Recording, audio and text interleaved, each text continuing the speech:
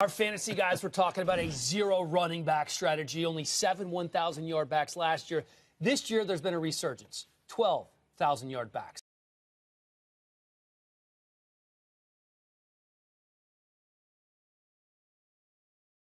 Defenses, these linebackers and this underneath coverage being these hybrid type of players, the Deion Buchanan.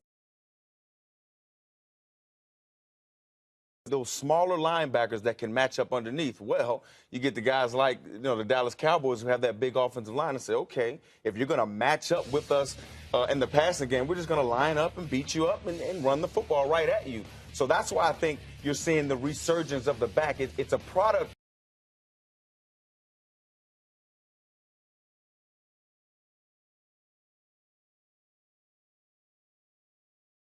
When you spread it, when you use every yard of the 53 and a third laterally, okay,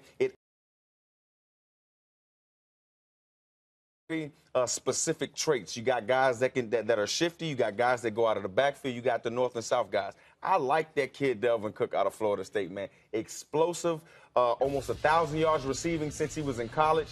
To me, that kid is more like the Le'Veon Bell, more like the David Johnson, where guys who line up.